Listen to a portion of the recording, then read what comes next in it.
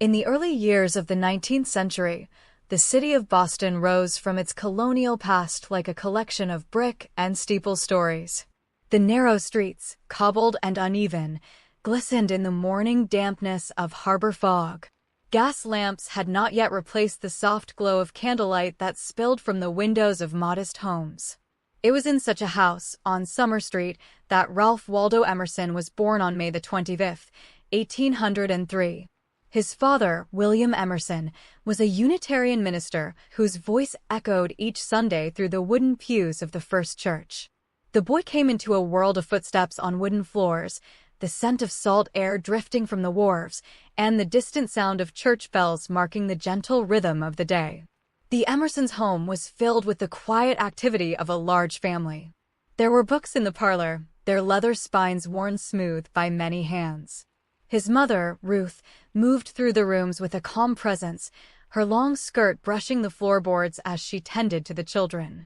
In the evenings, the family gathered by the hearth, and the firelight would flicker across the spines of volumes by Milton and Shakespeare. The boy Ralph sat with his brothers, listening to the melodic cadence of his father reading aloud, the words mingling with the crackle of the fire.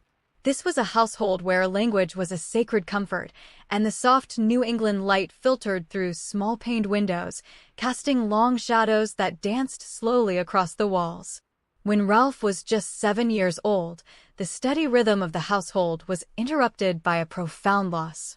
His father, not yet 42, fell ill and died, leaving his mother to care for 6 children. The house grew quieter, the footsteps softer, as if the family moved with a new reverence for silence. Ruth took in boarders to keep the home going, and the children learned to be self-reliant in small, daily ways. Ralph and his brothers, William, Edward, and Charles, shared a single overcoat among them, each taking turns to wear it to school. These were not loud sorrows, but quiet adjustments, learned in the dim light of a household that faced hardship with a kind of gentle dignity. The memory of that quiet resilience would stay with Emerson all his life, like morning light on frost. Boston in those days was a city of measured grace. The State House dome gleamed above the common, and the streets unfurled in orderly lines of brick and elm. On Sundays the whole city seemed to pause. The shops were closed, and the rhythm of wagons ceased. The Emerson children walked to church along cobbled lanes, their breath visible in the cold air of autumn. The steeple bell would ring out, its deep tone reverberating through the avenues, calling everyone to gather under the high, plain windows of a meeting house. Inside, the light fell in wide shafts through clear glass, settling on the faces of the congregation. It was a world of silence, of spoken prayers, of light and stone, where a boy might learn to listen to the inner voice as much as to the sermon. The young Emerson found friendship among the leaves and shadows of the Boston Common. He would wander the paths beneath the old elms, watching the way the light changed on the grass through the seasons.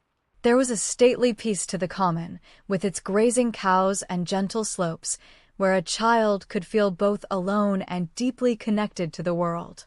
He gathered chestnuts in autumn, their glossy shells warm in his palm, and watched the spring buds unfurl with a kind of quiet wonder. These early encounters with the natural world, unadorned and simple, planted seeds that would take decades to blossom. He was learning, without knowing it, that the landscape itself could speak to the soul in a language beyond words. At the Boston Latin School, a short walk from home, Ralph learned the disciplined beauty of Greek and Latin. The classroom was a long, low-ceilinged room with rows of wooden desks scarred by the carving of previous students. Daylight streamed through tall windows, illuminating dust motes that drifted lazily in the air. The master's voice would read aloud from Cicero or Virgil, the ancient syllables rolling through the stillness. Young Ralph was not the most brilliant student, but he possessed a dreamy attentiveness that allowed him to absorb the music of the old tongues. He would copy outlines in his neat hand, the nib of his quill making soft scratching sounds, while outside the window the branches of an elm swayed in the afternoon breeze. The seasons of his boyhood turned with the slow regularity of a breathing earth. Winters were long and bitterly cold.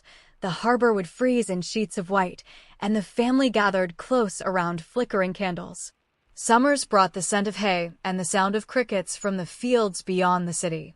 Ralph read voraciously, often losing himself in a book while curled in a window seat, the world beyond the glass reduced to a soft blur of green and blue. His Aunt Mary Moody Emerson, a woman of sharp intellect and deep spirituality, wrote long letters to him, urging him to seek wisdom over wealth and to listen to the still, small voice within. Her words were like lanterns, casting light on the path ahead. From these quiet beginnings, a philosopher emerged not with a shout but with a whisper.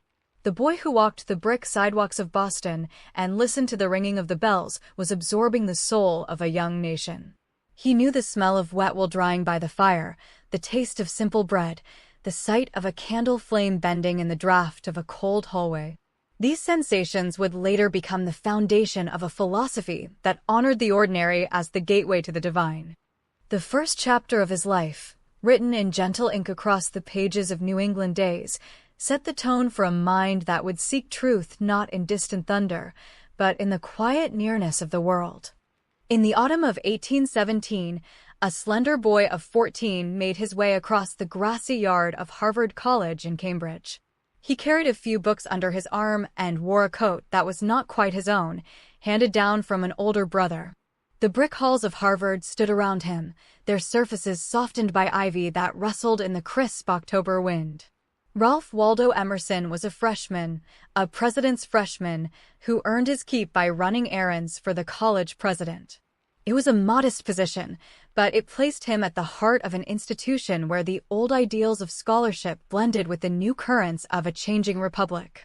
The young man moved quietly, his footsteps echoing softly in the colonnades, his mind already drifting toward questions larger than the curriculum. His room was a spare chamber with a narrow bed, a wooden desk, and a single window that looked out over the college yard.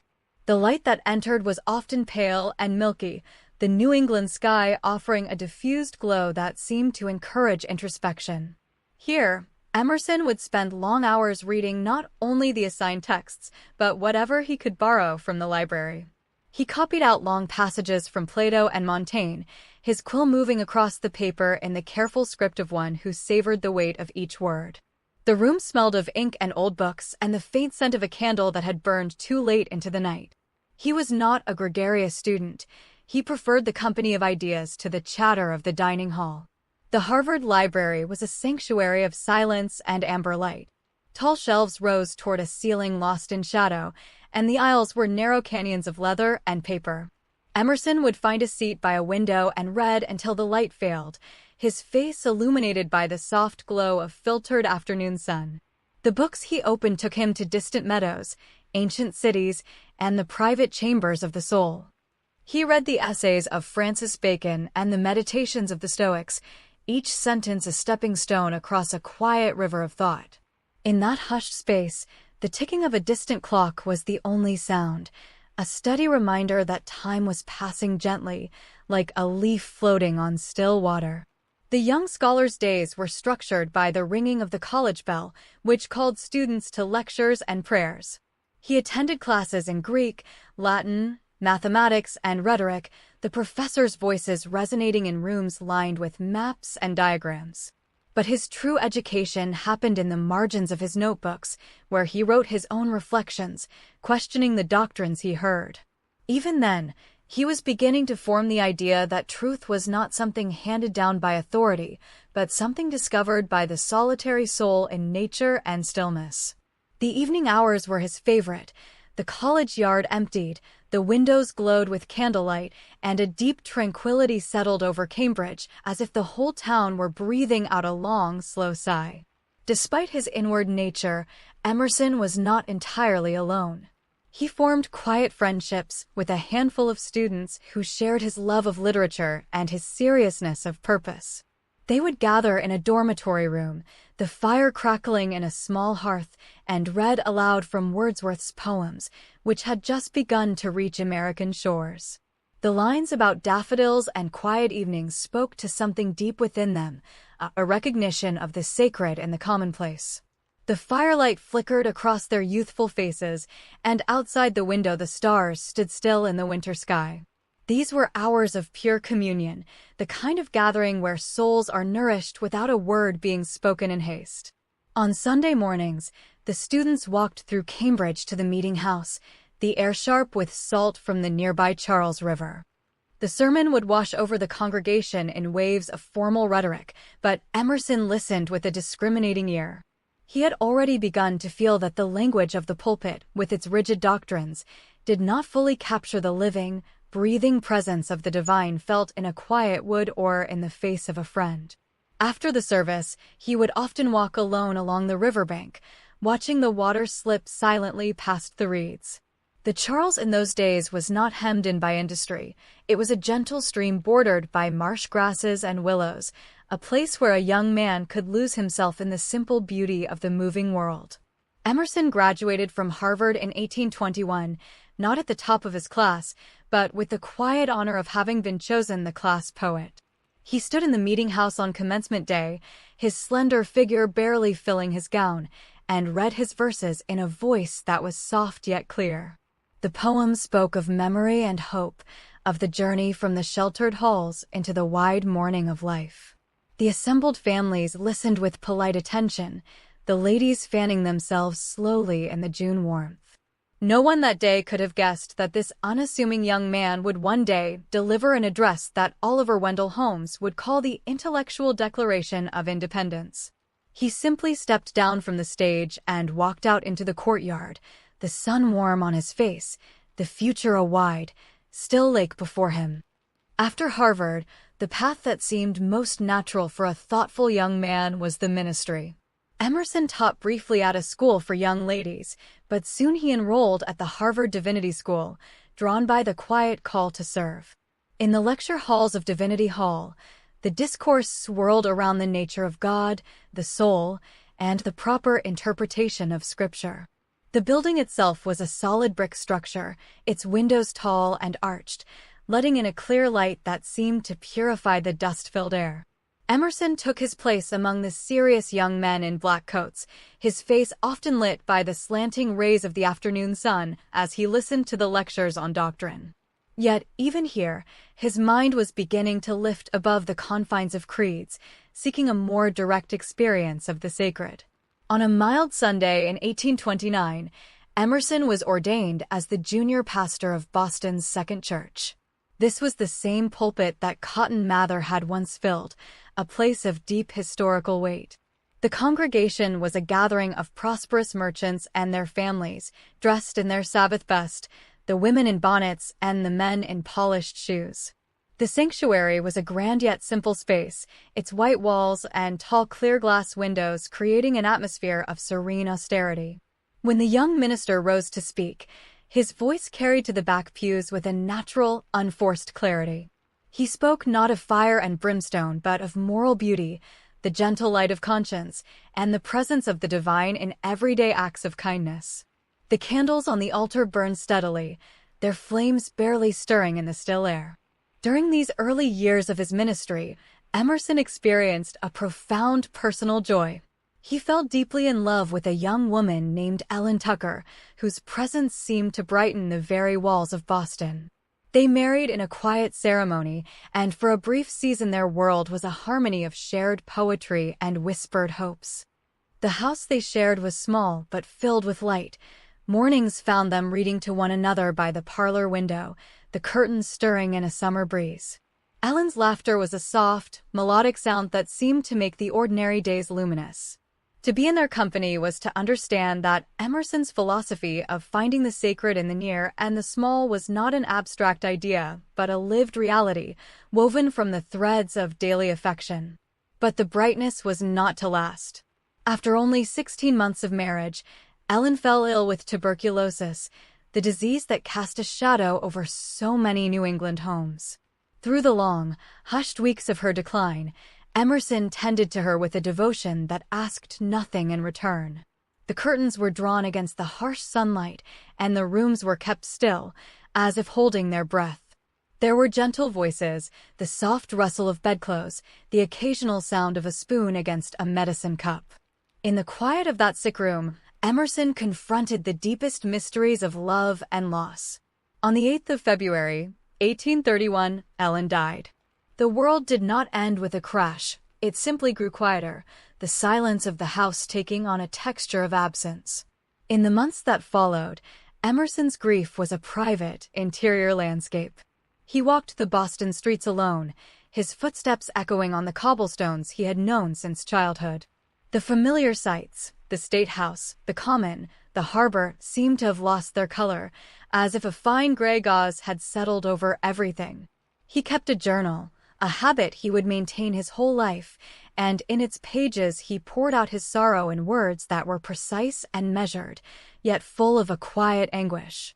He wrote of the emptiness of the house, the missing sound of her voice, the way a simple object she had touched could bring tears.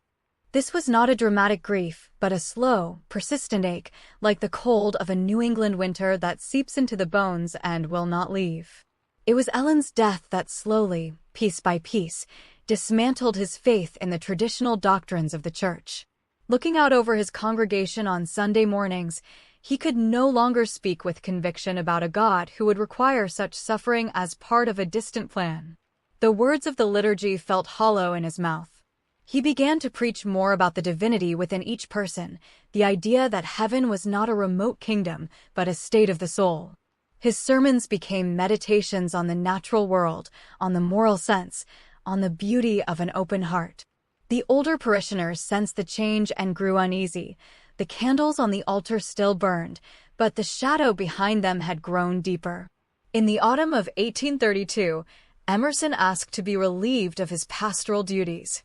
It was a decision made not with anger, but with a sad, clear-eyed resolve. He stood before the church committee and explained, in gentle terms, that he could no longer administer the sacrament of the Lord's Supper in good conscience. The room was silent save for the ticking of a clock on the mantel. He walked out of the meeting-house into a day that was cool and overcast, the leaves falling slowly from the elms. This was not a breaking but a releasing, the quiet untying of a knot that had bound his life to an ancient tradition. The path ahead was uncertain, but there was a strange peace in the uncertainty, a sense of doors opening onto wider, softer landscapes. With the church behind him, and his heart still heavy with loss, Emerson set his sights on the wide world beyond the Atlantic. On Christmas Day of 1832, he boarded a small brig in Boston Harbor and watched the city recede into a thin line of spires and gray hills. The sails caught a fair wind, and the ship moved out into the open ocean, where the water turned a deep, rolling blue. For the first time in a long while, Emerson felt the release of distance, the strange lightness of being a soul adrift. The sea was a vast, peaceful expanse, the waves lapping gently against the hull as the days passed in a rhythm of sun and stars.